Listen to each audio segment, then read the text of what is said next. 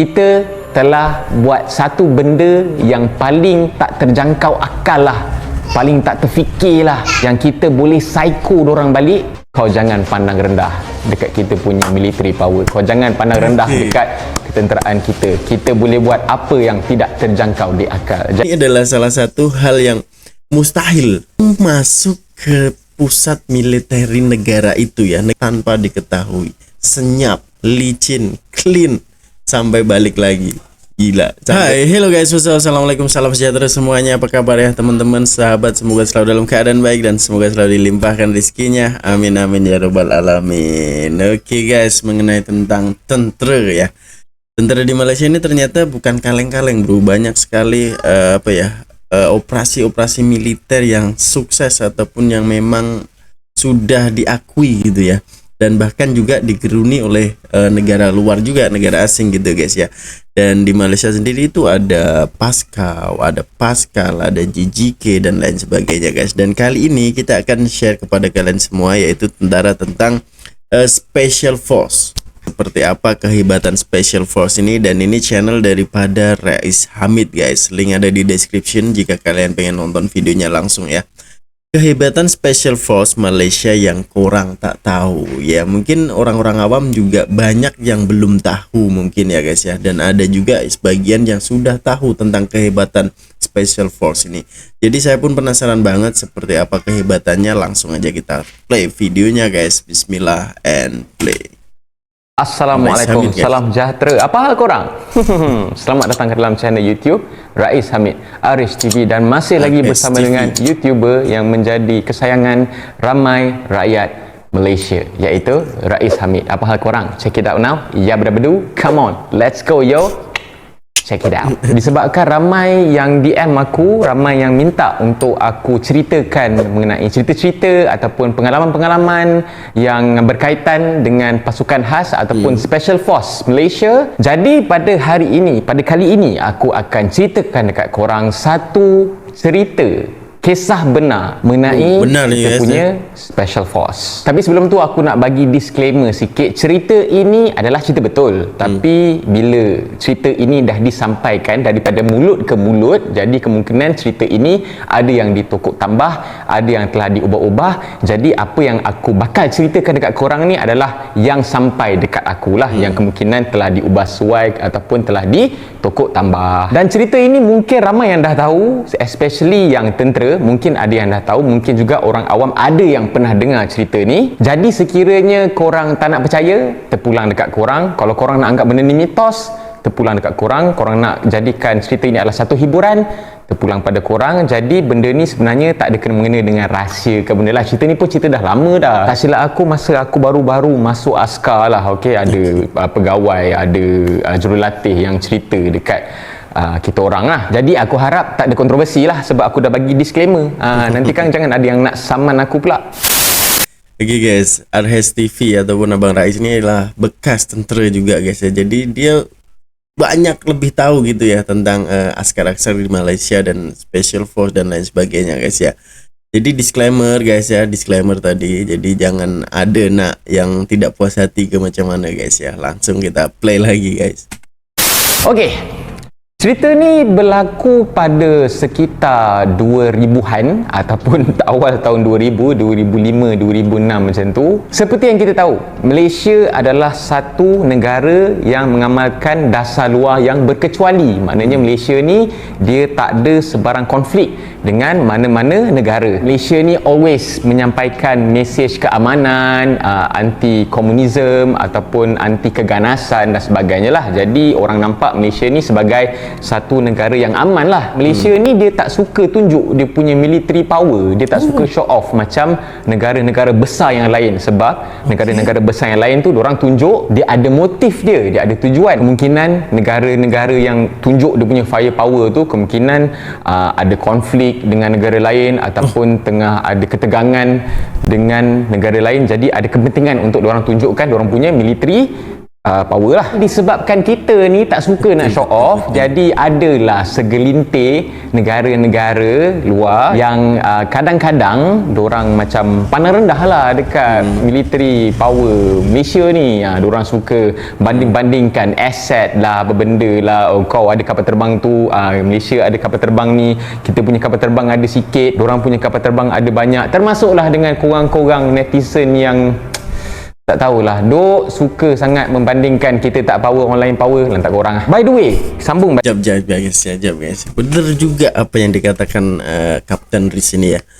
Sebab mungkin ada contoh lah, Korea Utara itu kan selalu show off dia punya nuklir dan dia punya bom dan lain sebagainya kan. Menunjukkan nih loh kekuatan gue gitu ya. Tapi kalau di Malaysia ini ya mungkin ada banyak sekali yang aset-aset yang memang disembunyikan ataupun tidak dipertontonkan kepada khalayak awam guys ya. Mungkin ada yang lebih hebat lagi, kita pun tidak tahu guys ya, hanya askar sendiri yang tahu guys. Mungkin itu adalah salah satu hal agar kita nih negara luar tidak akan pernah tahu kelemahan kita di mana gitu guys ya. Tapi kalau di Korut itu memang dia show off banget gitu ya, ditunjukkan ya yang kuat ataupun yang hebat-hebat asetnya itu dipertontonkan guys ya, agar US semua itu agak apa ya guys ya, agak takut sedikit lah ya dengan kehebatan dia mungkin, sebab ini ada kepentingan tersendiri guys ya. Lanjut, kita play lagi balik. Ada satu ketika ni kita ada sedikit isu, ada sedikit orang kata konflik. Dia taklah konflik sangat pun, dia ada isu lah berkenaan dengan ada satu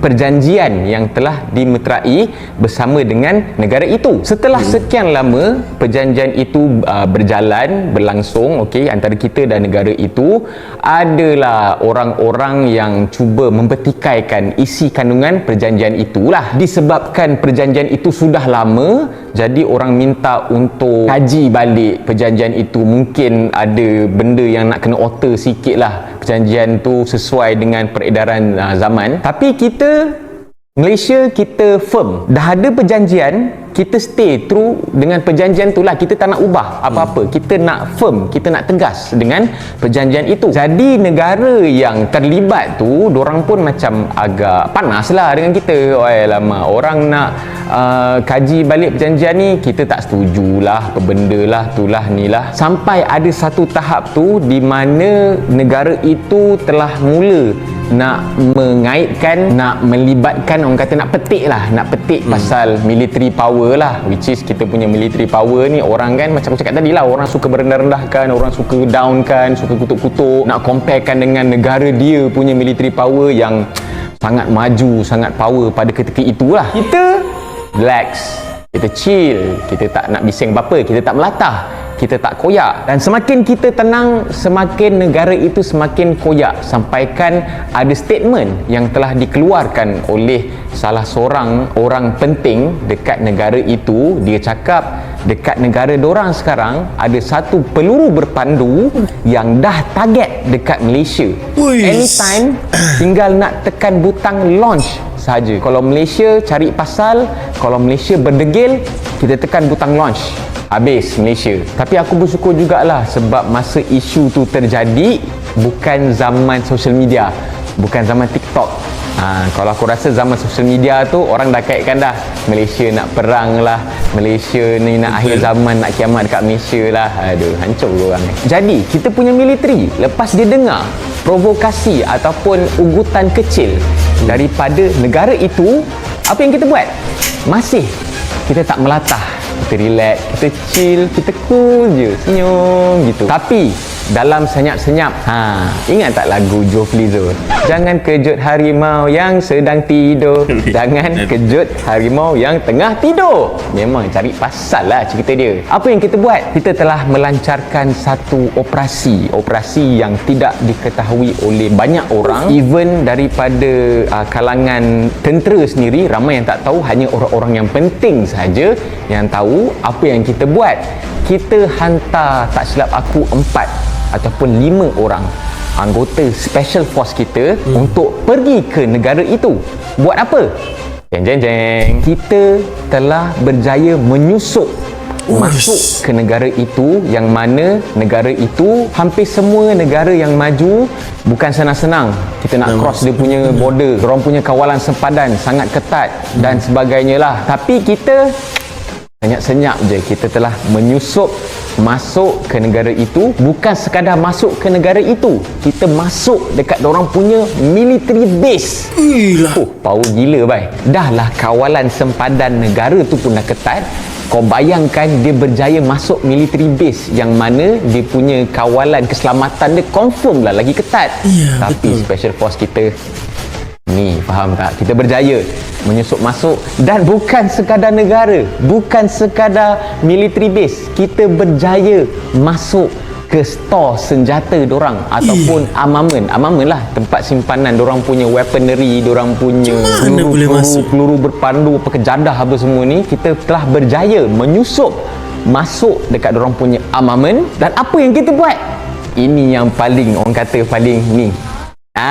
Ni yang paling bila aku dengar, aku rasa macam kita punya Special Force memang power gila, babe. So apa yang kita buat? Okay, dekat dalam armament tu dia adalah dorang punya kelengkapan weaponry lah, ada weapon system lah apa semua, ada dorang punya ni, ada dorang punya tu dan sebagainya. Dan termasuklah juga ada dorang punya missile, dorang punya peluru berpandu, tempat simpanan peluru berpandu itu dekat salah satu peluru berpandu punya kepala ataupun missile head. Kita telah buat satu benda yang paling tak terjangkau akal lah, paling tak terfikir lah, yang kita boleh psycho dorang balik dengan buat benda ni. Apa yang kita buat? Dekat missile head dorang kita tampal stiker. Stiker apa? Stiker Malaysia. Lepas kita tampal, kita balik. Kita tak buat sabotaj ke, nak hancurkan dorang punya ni. Sebab apa? Sebab tak ada kepentingan. Kita bukannya nak pergi perang, kita cuma nak bagi mesej yang kau jangan pandang rendah dekat kita punya military power. Kau jangan pandang rendah dekat ketenteraan kita. Kita boleh buat apa yang tidak terjangkau di akal. Jadi kita tampal bendera Malaysia punya stiker dekat missile head tu dan kita balik. Lepas tu apa yang jadi? Senyap terus. Segala provokasi, segala psycho-psycho, segala statement-statement apa semua yang selalu kita dapat daripada pihak negara itu, senyap terus, tak ada apa-apa dah. Dan saban tahun berlalu, bila aku masih ada dekat dalam servis lah, di mana kita ada je buat latihan bersama dengan tentera negara itu.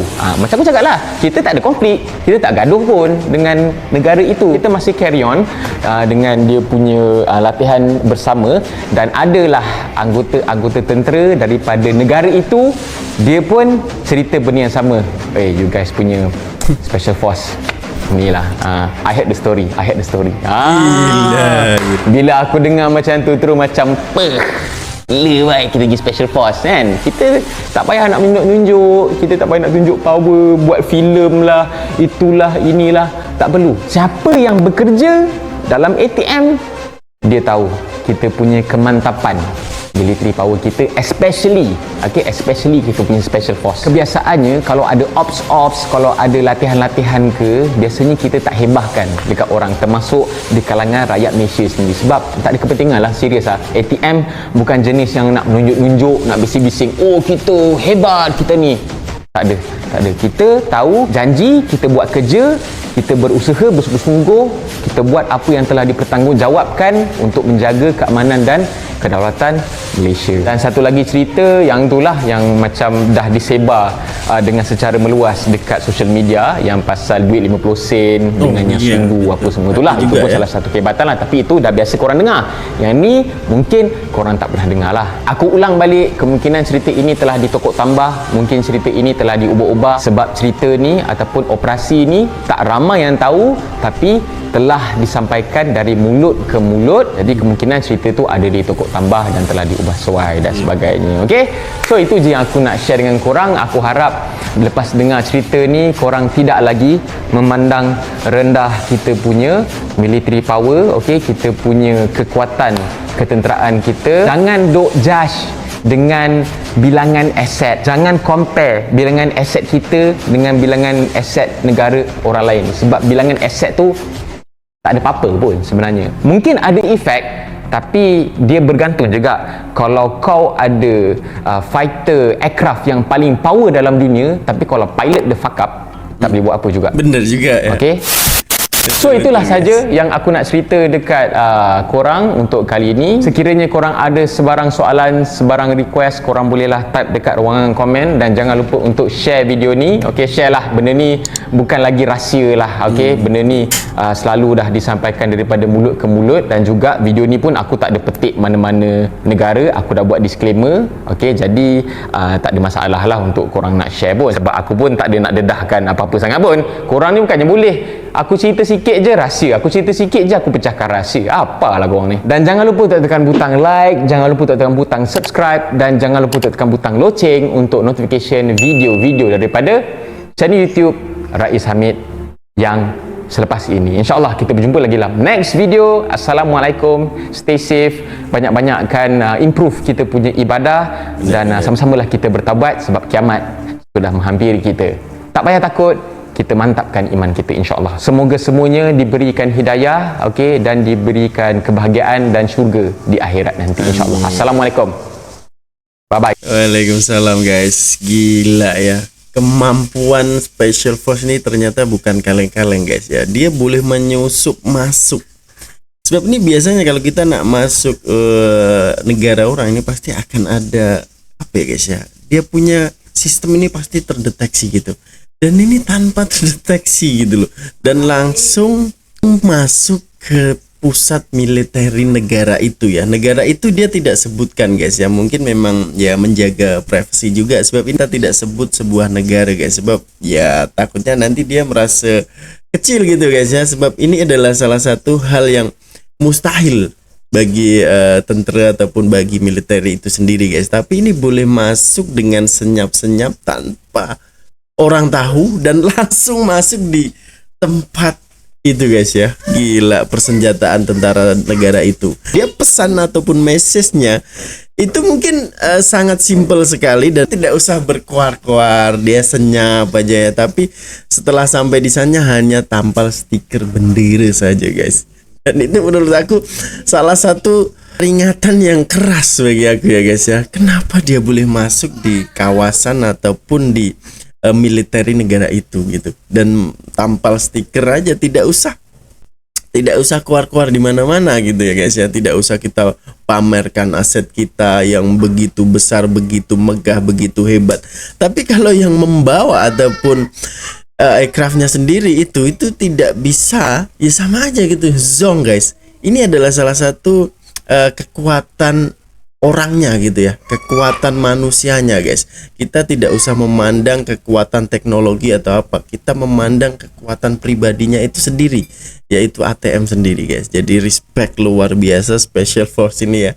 Sebab ya itu tadi guys, aku heran banget dan merasa wah kok bisa gitu masuk di negara orang, menyusup tanpa diketahui, dan langsung masuk di militeri negara itu guys.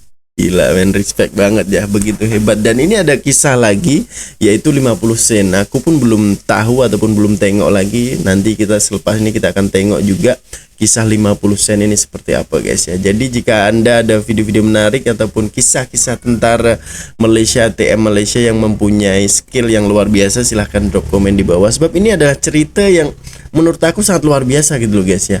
Bukan semua Special Force ini boleh melakukan ini gitu.